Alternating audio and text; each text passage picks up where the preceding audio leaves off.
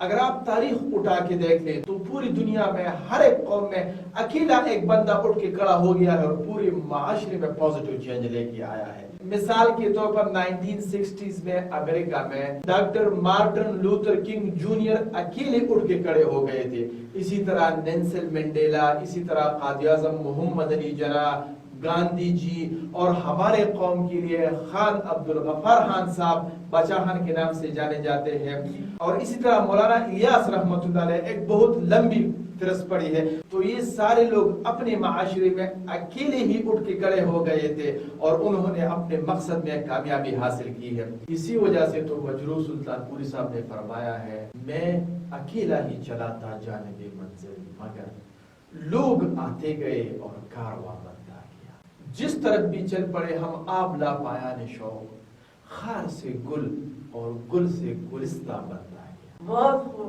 اور سرچ میں لکھیں فائنڈ یور پیشن اردو.